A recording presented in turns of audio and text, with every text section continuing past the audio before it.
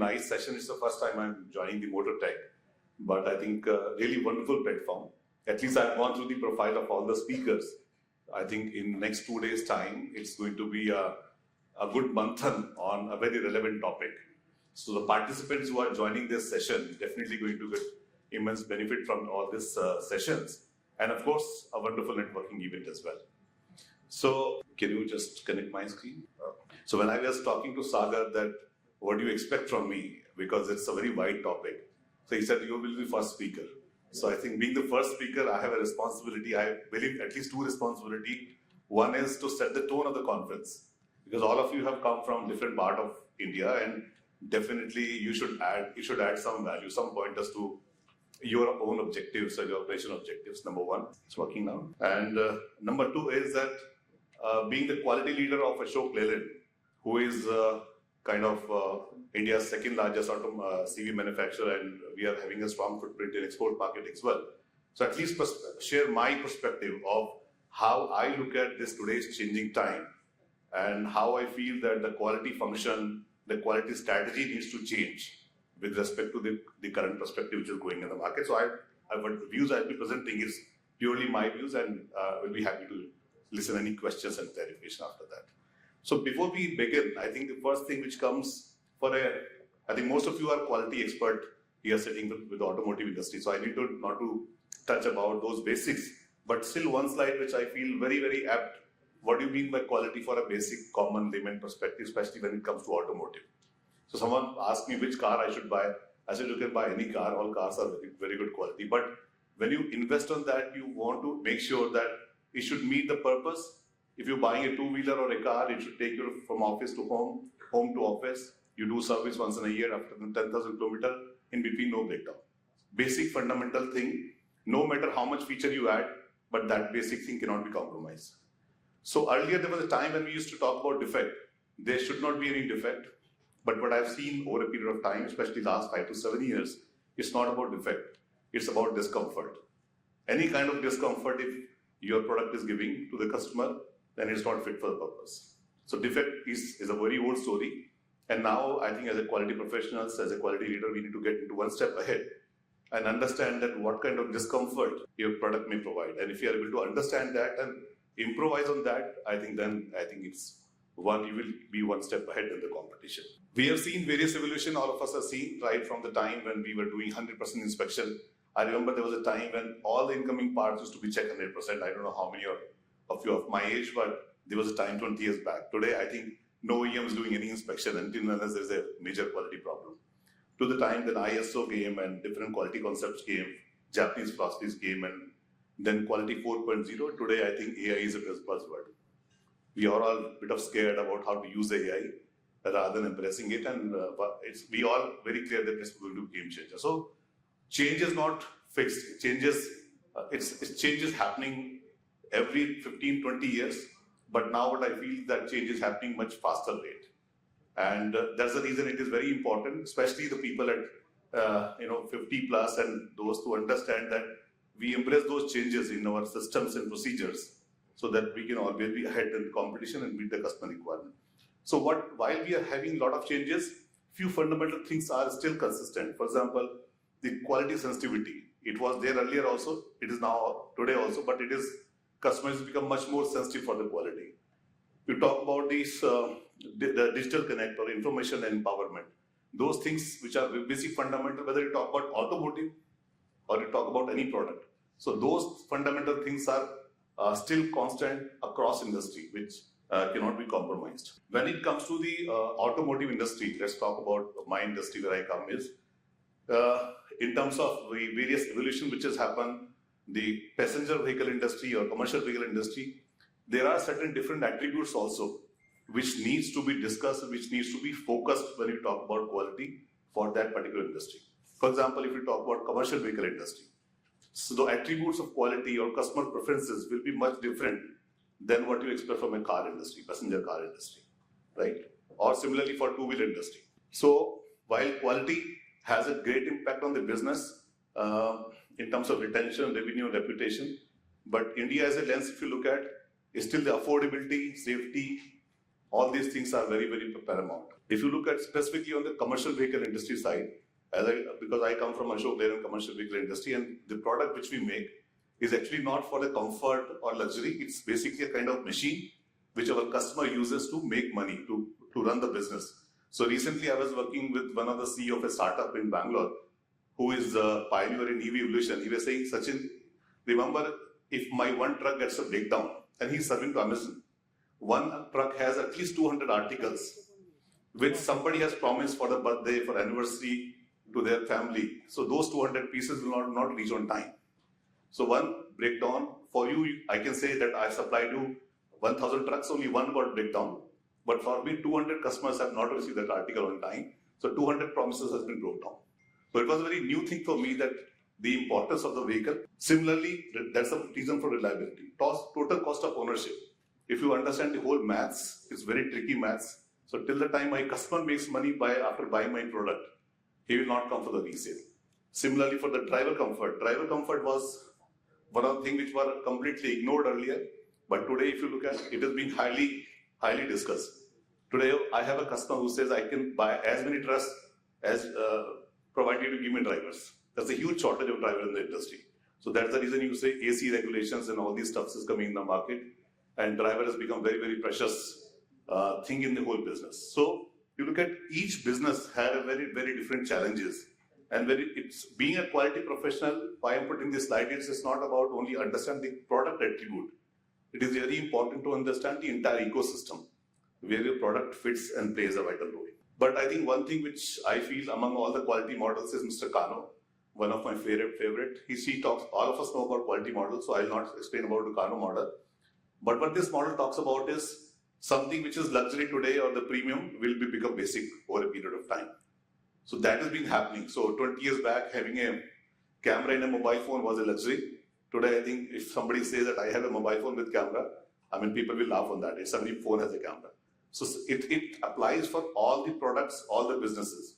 It means that change will continue to put a pressure on the demand from the customer as well as the new products, new features, and then it comes to the dimension of reliability of those features. The other thing which is very important to understand is the lot of disruption which is happening.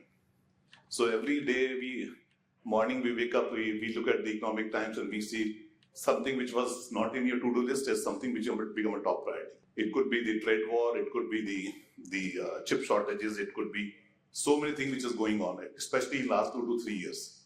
So for example, the rare earth magnet shortages come. Are we going to stop the factories? No, we'll find out alternate solution. Now, do we have a time to validate that suppliers the way it should be done? We cannot go and say to the management, no, I need 1 year time to validate this product, then we'll start the production. So that's another challenge being a quality leader you have. How do you quickly ramp up and navigate those supply chains? And you cannot say that it's not my job. But ultimately, quality will be there when the product will be produced. But in spite of all that, I would say, being in India, we are still in a very sweet spot because the kind of growth our economy is enjoying, 6.5 to 7%, is one of the highest growth among all the large economies, and that throws a lot of opportunity for all of us. But in my view, this opportunity, the other way of looking at this opportunity is an overall world market. So if you look at the overall automotive market, which is 8.3 trillion, and now India in automotive is at the third position after US and Japan. We are third position, which is a very large number. So we can't ignore India on this automotive front.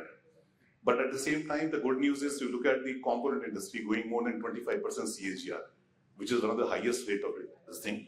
So essentially 2 things which is important. One, what are the mega trends in terms of electrification, connectivity, which is helping us to, or which is helping us to grow, because now we are at par with the world market. We cannot say we are 25 years behind America or we are 20 years behind China. At the same time, regulation front, where government is pushing a lot of regulations and we all are forced or in a way to evolve that. So BS4 to BS6, within 3 years, we are the fastest in the world. Now, the pass-by norms and so many new things, ADAS, which are coming up, which is much faster. So we are not only catching up that European world or US world, we are kind of figuring out how can we lead this show, and the kind of talent pool which we have. When we look at how quality fits in, are we going to look at only the compliance part? or we can do something better. So I personally believe as a quality leader, what strategy which we are driving in the Ashok Leyland is that how quality become a differentiator for achieving the goal of, because we have a vision to become top 10 in the world. So of course the risk and compliance comes at the basic, which we can't ignore, which we have to do it. But at the same time, how do we operate and work our quality strategy, which also give the cost reduction? For example, if a company has the warranty cost of, let's say 100 crores and we do some quality improvement, will it not reduce the warranty costs? And it will directly come to the bottom line. I'm not talking about the sales improve because of that. And similarly from the revenue part. So how do we look at the premium pricing of by improving the reliability? We all know there are various products available in the market. In the same product family, something is available for X price and the other similar product available for X, 1.2X, 1.3X.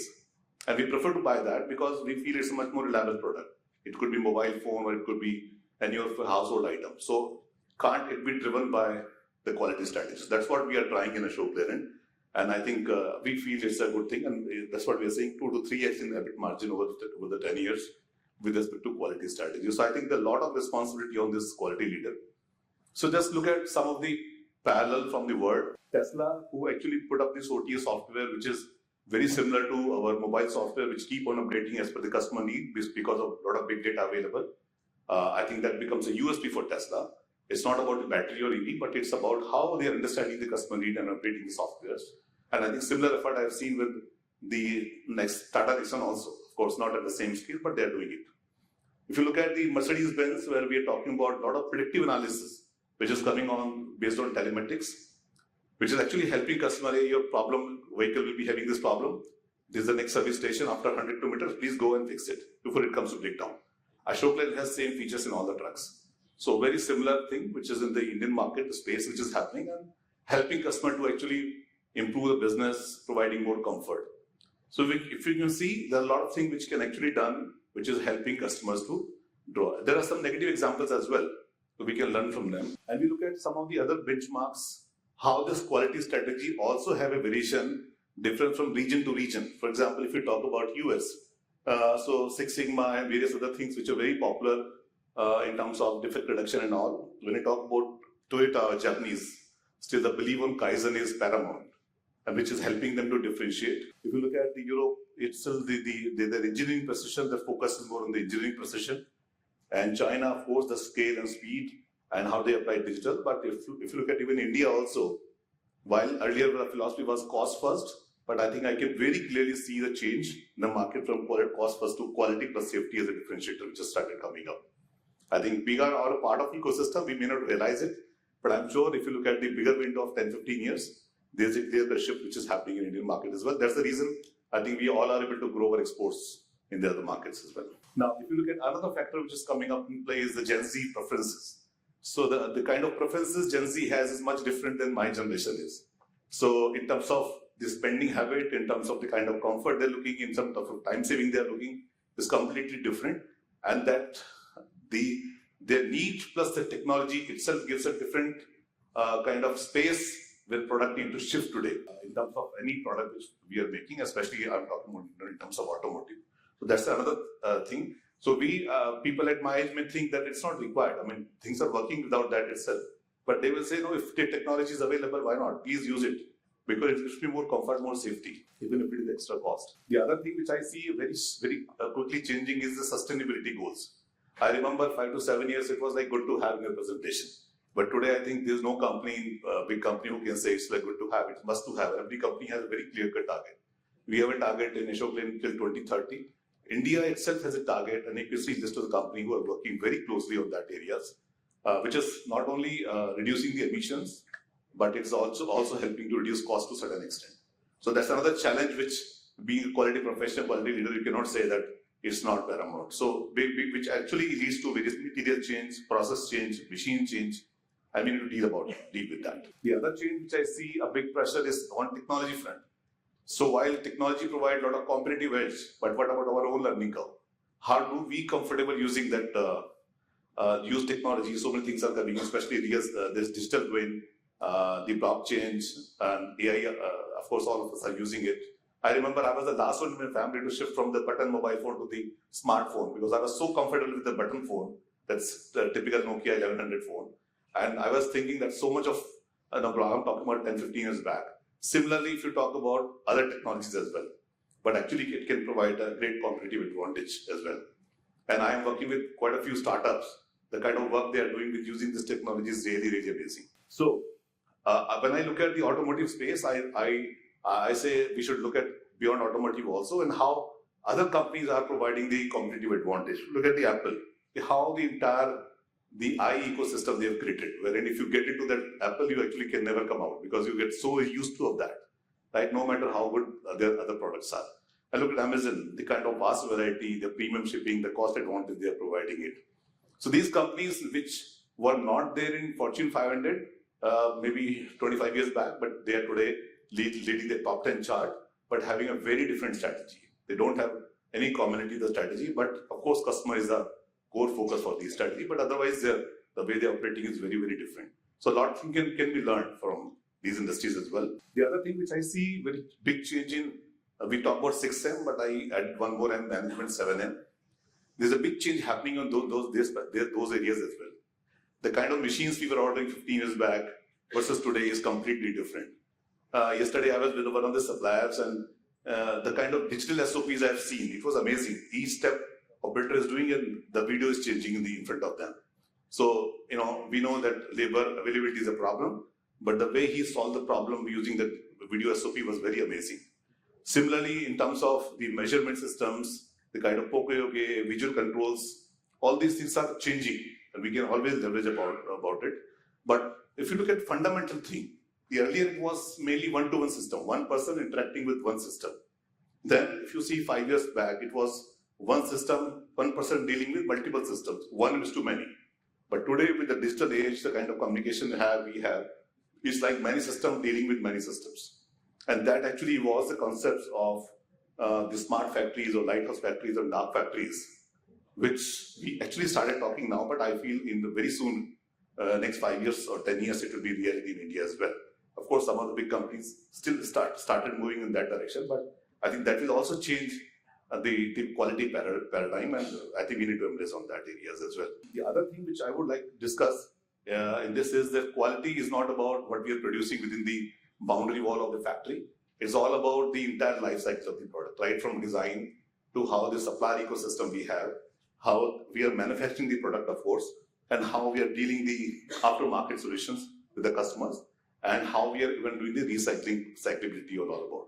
So when we look at quality, and when I joined the role of the quality and I analyze the current situation and I want to take quality to the next level, I found the action which is required within the factory is 20%, and action which is required outside the factory is 80%.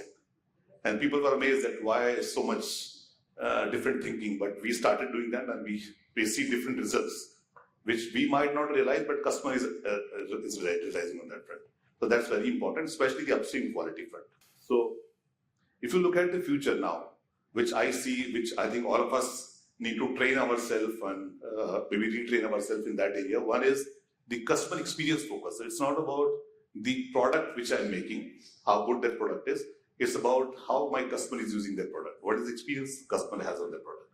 That I think very, very important. And that's the reason we always try that we drive our product, our trucks ourselves. Most of us has commercial vehicle truck licenses. We sometimes spend the whole 2 days, 3 days with driver, live in that cabin and understand. We also spend a lot of time with fleet owners to understand that how their mathematics and P&L works and how can we add value to that. The second thing is on the big data driven quality. Today, I think the challenge, when I did my master black belt 25 years back, the challenge was data collection. We used to say the project can be done in 10 days time, but data collection take 30 days time, right? So we used to put somebody in the line and he used to collect the data and he says, now draw the Pareto chart and let's do a design of experiments and all this stuff. Today, I think there's plenty of data available and the problem is what to do with that data, right? And how to utilize that data. So with the big data, so today we have a device called telematic device which we fit in every truck, which gives me one data points every 6 seconds. So every 6 seconds I get a data which has roughly around 50 data points. So every 6 seconds I get a 50 data points. And imagine if the truck is running for 1 month or 6 months, how many terabytes of data comes to me. But how do we analyze the data? So today we have a very good solution where we, I'll talk about that in detail. So that's one part. Second is technology and quality control. So are we still depend upon having so many inspectors in the line and checking the product and then say it's okay, not okay, go, no go?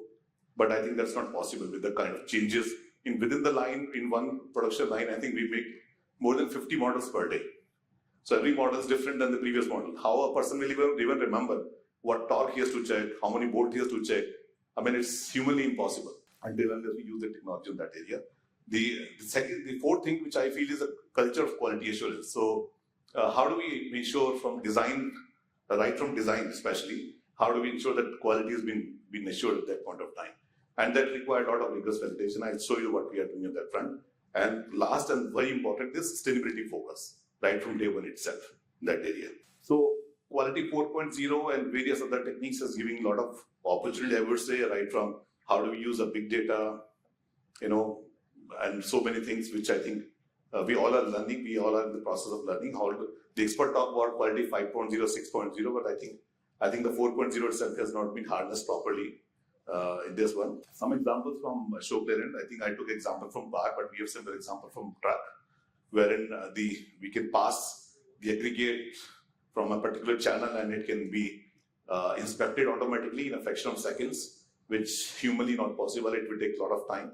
So that is one area which actually I've seen in car companies that we also implemented in truck company for certain things. So how do we make the solution more effective, right? The other example is my bus body plant, wherein each wall of bus body has more than 150 child parts. So even if you miss one or two child part, the customer will not even came to know. Only thing is that after 2-3 years, when the whole bus will not start performing that area, then you will find you miss something. How it will be done with such a mass production area, and you have 6 surfaces to check all that. So it's a very good example which we implemented on artificial intelligence, where it actually tells us where to fix that child part. And if you mixed it, if not done it, then it will not allow that entire body to be assembled. So that's one good example we use it on the AI front. And it actually makes us more confident that what buses we are making and where the children are traveling and all those stuff is actually much more safer now. The other things on the defect analytics, we have around more than 42 lines, where in every line, the live data coming on the defect front at different station, not at the final inspection, but at a different station. So sitting at my office, in corporate office, I have a television screen where I can see all 42 lines, what quality performance going on. And so no more about the monthly one data point, because that doesn't help to my mind. It's about the hourly variation. And then if something is not right, we can actually call and say, hey, you need any help, any problem in the line. So that kind of controls and support system is established already in the plans. And a wonderful example of supplier performance, because whatever as an OEM we make, I think 70% comes from the suppliers. So we are as good as our supplier partners. So with large number of supplier base, how do we build that trust with our supplier partners that whatever we are supplying, whatever performance report we are doing, first of all, do we have a performance report? And even if we have, whether my supplier believe on that. So we are successful in the last 1.5 years. And yesterday also I met 2 big giants which are based out of Pune, and they were happy. They were saying, well, it's one of the best system which we have established. And the report card goes to their management, and they do a kind of PDC themselves on that area. So wonderful example again, using digitalization. The other area is on the hand-holding. So it's not only about demanding from suppliers, but I think being the big OEMs, it's a responsibility also to support them, especially MSMEs and even some of the big players as well. So we have very big focus program wherein we actually coach, mentor them without, first of all, we remove any fear, and then we coach them, mentor them, send our teams to really a genuine effort for development. So that is very, very positive feedback. And I think people who belongs to big OEMs, I think it's our responsibility to do that, so that we can, as an ecosystem, we can compete with the world and we can put our product as the #1 product in the market. The other thing is the reliability testing area. So when we launch the product, how do we test our product in the rigorous condition with kind of ALT, accelerated type testing? But do we have data available? So earlier the data was not available.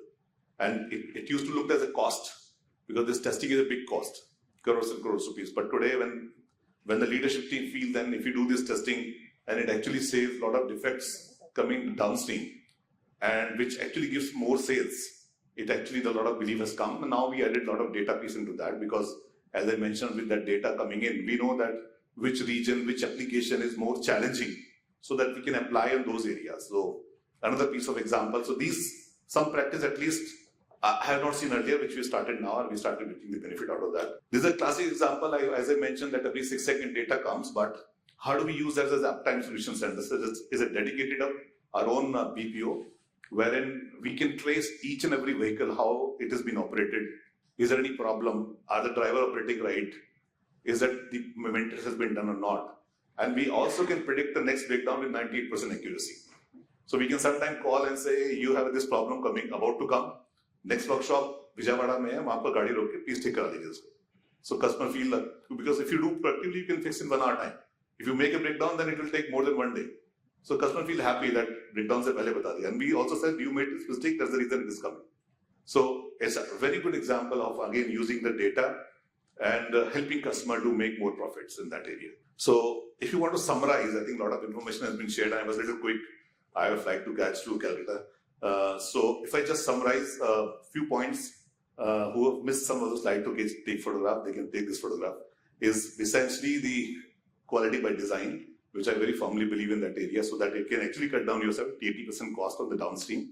We know that, all of us know that, but the challenge is how to do that and how to make management convince. That's where the management, the whole lot of efficiency goes, but I think we need to do that. The other area is ecosystem for alliance. How do we make this win-win cooperation in entire value chain? So we have various examples which comes from the Western world. Ford is collaborating with Chrysler, General Motors, and all those guys are collaborating, although they were competition. But how many examples we have in India? Very few. We have some acquisitions, or we have some startup acquisitions, but we have very few examples where those big guys are coming and say, hey, we work together and we'll solve this national problem. So that's one area which I always feel has to be done. We are trying. And then the circularity, of course, very important. Now with the vehicle scrappage policy has been announced and all that.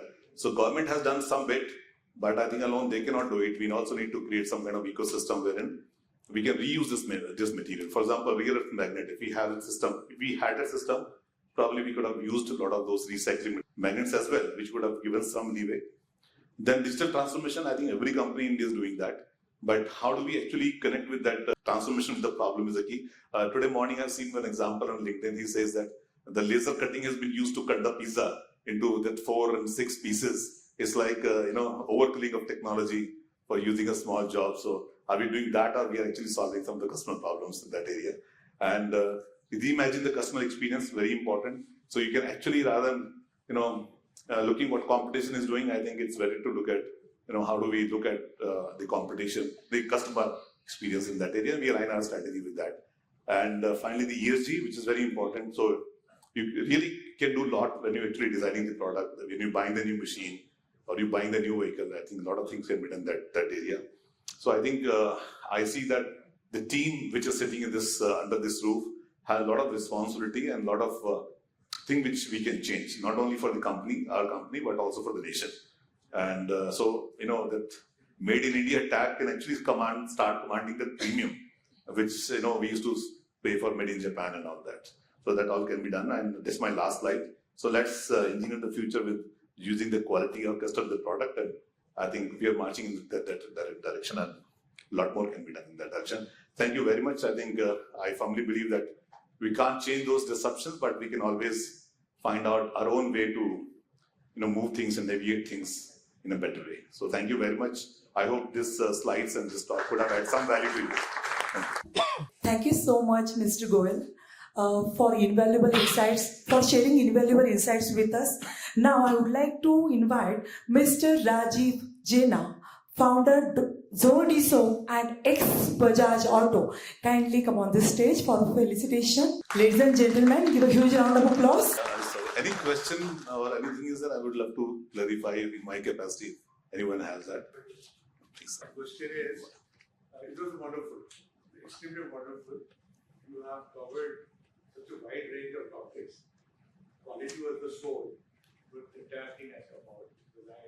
My question is, definitely we are in the global stage. Our biggest competitor is China.